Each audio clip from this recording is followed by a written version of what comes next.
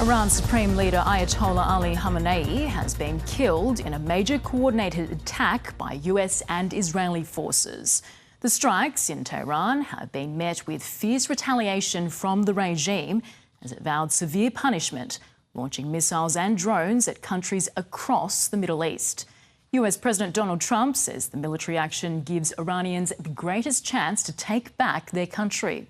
Australia has thrown its support behind the US action, which has been condemned by the United Nations and plunged the region into chaos, including disruptions at airports across the world. People have taken to the streets of Tehran in celebration, but there's also concern about what comes next. Middle East correspondent Matthew Doran begins our coverage from Tel Aviv. A catastrophic escalation. For hours, missiles crisscross Middle Eastern skies. In Iran, people celebrated near the Ayatollah's destroyed compound, dancing and singing as news spread of the 86-year-old dictator's death from Israeli and US bombs. It's been mass terror, and we're not going to put up with it any longer. The announcement of his death on state TV, drawing dramatic emotions. The Israeli-US joint strikes began in broad daylight, hitting multiple Iranian cities, including the capital. US President Donald Trump quickly taking a war footing. For 47 years, the Iranian regime has chanted death to America and waged an unending campaign of bloodshed and mass murder. This regime will soon learn that no one should challenge the strength and might of the United States Armed Forces. Iranian state media says more than 100 were killed when a missile hit an all-girls school in the country's south. As a result of this brutal armed attack, hundreds of civilians have been killed and injured. Then Iran hit back with wave after wave of retaliatory strikes. Wow. Firing more than 150 missiles and drones aimed at Israel and US bases around the region. As warning sirens blared, Israelis ran for cover. A missile slipped through the Iron Dome, hitting a residential building in Tel Aviv. Elsewhere, another hit a luxury hotel in Dubai, tourists fleeing in panic. Missiles were also fired towards Qatar, with explosions seen in Bahrain, where the US Navy's 5th Fleet is stationed.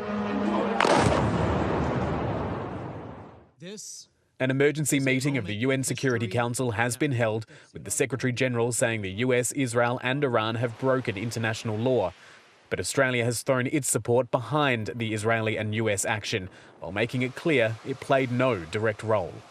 Australia supports action to prevent Iran from obtaining a nuclear weapon and to prevent Iran from continuing to threaten international peace and security.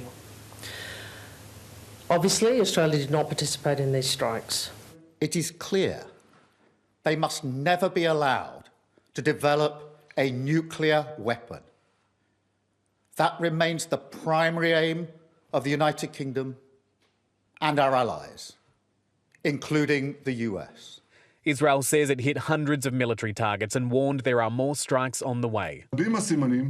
This morning, we eliminated senior officials in the Ayatollah's regime, Revolutionary Guards commanders, senior figures in the nuclear program, and we will continue. In the next few days, we will hit thousands more targets of the terror regime. Among those killed, Mohammad Pakpour, head of the Revolutionary Guard, Defence Minister Aziz Nasrizadeh, and Ali Shamkhani, a top military advisor. A number of senior figures could step up into the power vacuum, including Ali Larijani, head of the country's National Security Council, as well as cleric Hassan Khomeini and Chief Justice Gholam Hossein Mohseni. The Iranian cabinet has warned this great crime will not go unanswered. For 37 years, Ali Khamenei reigned Iran with an iron fist. When the country was at its most powerful, he oversaw its nuclear program and spread Iran's power through its network of proxies, including Hezbollah in Lebanon, the Houthis in Yemen, and Hamas in Gaza, who were behind the October 7 attack on Israel. But Khamenei also presided over Iran's rapid decline. Successive popular protests in recent years have been met with brutal, deadly crackdowns as he fought to remain in control. But that uprising demonstrated cracks in the regime. Donald Trump now saying this is the single greatest chance for the Iranian people to take back their country. The exiled Crown Prince joining those calls. The final victory will still be forged by our hands. It is we, the people of Iran, who will finish the job in this final battle. The time to return to the streets is near.